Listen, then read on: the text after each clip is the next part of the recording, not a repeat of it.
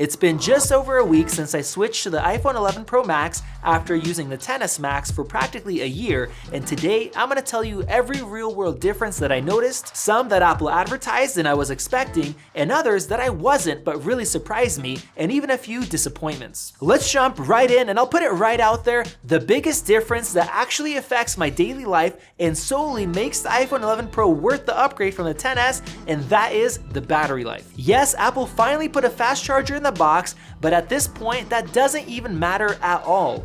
There is no need for it. I've never had to top off my 11 Pro Max, and after a week that is literally providing a sense of relief or maybe even freedom, not having to worry about what my battery life is at or having to check it throughout the day. I use my phone a lot, from tons of emails, notifications, YouTube videos, music, podcasts, and multiple apps that track my location in the background for security and home automation, so my iPhone's battery really gets hammered. I start using my phone at about 7 a.m. and I would always have to top off my XS Max's battery by about 6 or 7 or else the battery would die. Let's just say that I was shocked the first night when I set it to charge at 10 p.m. and the battery was at 26%.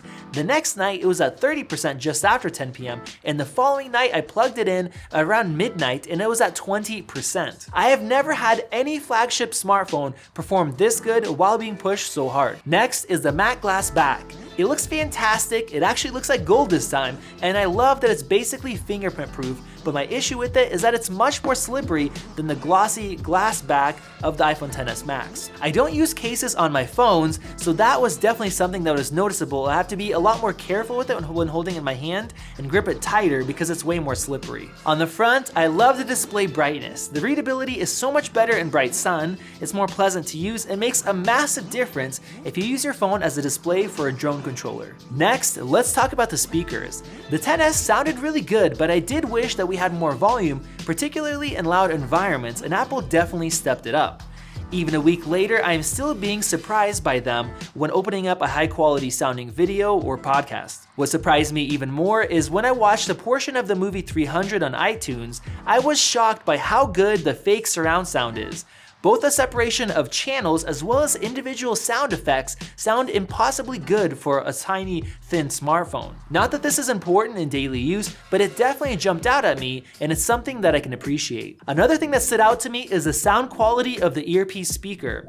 Most reviewers don't talk about call quality, which we definitely need to change, but the higher quality and louder earpiece speaker makes a noticeable difference, but it doesn't stop there. The first time I called my wife on the Pro with her using the new 11, she immediately mentioned how good the call quality was, and I definitely noticed it. It was an even bigger difference than talking to other people, since it seems that either the microphone or the voice processing has been noticeably improved. It was an even bigger difference than when talking to other people, since it seems that either the microphone and or the voice processing has been improved, but either way calls are louder and clearer. Now before I tell you about how the camera updates stand out in the real world and about a few disappointments that presented themselves, let me tell you about our standout sponsor, Brilliant. Brilliant helps you excel in math and science by actually solving problems and learning concepts by applying them instead of just listening to lectures, which in the real world works much better. It's enjoyed by students, professionals, and science enthusiasts all over the world. They have a wide range of content like daily problems in math, science, and computer science, as well as interactive courses from basic algebra all the way to quantum computing. Now, I personally dislike learning math because many of my classes were boring, but when I could work on real-world tasks that required math or science, I excelled, and I had a blast. If that's you as well, definitely check out Brilliant, where solving problems can actually be so fun it's addictive. To support the channel and learn more about Brilliant, go to brilliant.org/maxtech, where you can sign up for free and learn all kinds of things. And as a bonus for MaxTech viewers, the first 200 people will also get 20% off of their annual membership. Now for the cameras. Everybody knows that there is a big improvement, but does it change how you use the cameras and what you can capture in real life, which might actually be more important than an increase in sharpness? The answer is yes. First off, the ultra-wide lens allowed me to capture certain shots I simply wouldn't have been able to, and also made for some interesting perspectives. Second is the much improved telephoto camera. Previously, I would would straight up avoid using it in lower light situations because the quality would be much worse than the standard camera. Now, not only does the telephoto look dramatically better in low light and the colors match, but we also have the option to take portraits with a standard lens. This makes the iPhone 11 much more like a real dedicated camera where you can choose the lens's focal length based on what fits the scene best and not what you're forced to use. With that comes the selfie camera. The quality is improved and Apple's color processing is more pleasing than before with more contrast added, which is great.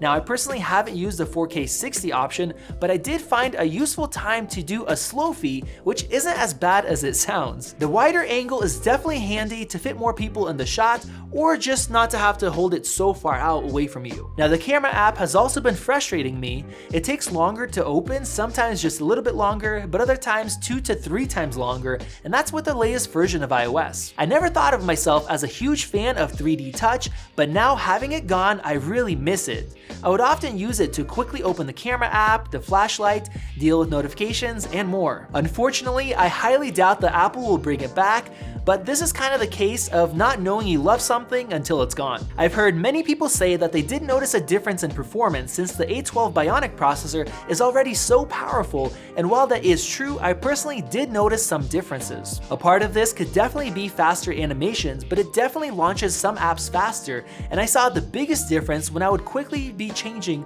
through multiple apps when multitasking. It is just so fluid and quick. The iPhone 11s have new Wi-Fi 6 built in, but I haven't noticed any speed differences, probably because I don't have a Wi-Fi 6 router, and even if I did, my internet speed is probably the limitation. But what I did notice is a smoother transition between LTE and Wi-Fi and vice versa. With my iPhone XS, if I would be watching a video and switching data connections, I would often get between a few seconds of buffering all the way up to maybe 15 seconds at times, and sometimes I would even completely have the video hang and I would have to rewind a bit to get it going again. Now, this transition is noticeably smoother and buffering is faster. Unfortunately, reception didn't get better in the few parts of town I always have issues with, but it did notice faster buffering and loading in YouTube. One issue I face with my iPhone XS Max is Bluetooth delays both with my car and with my smart lock. I would walk up to my house and some of the times I would have to just stand there and wait for it to connect and unlock, where now with the iPhone 11 Pro, it seems to connect from further away. These are the kind of things that you won't see on a spec sheet, but are definitely noticeable in real life usage. I'm very happy with the upgrade from my iPhone XS to the iPhone 11 Pro.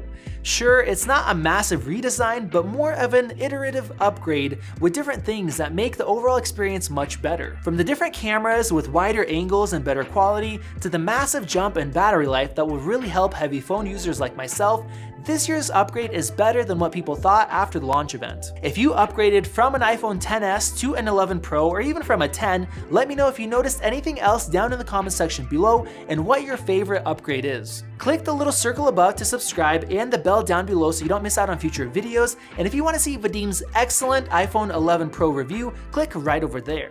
This has been Max with Max Tech, and I will see you in the next video.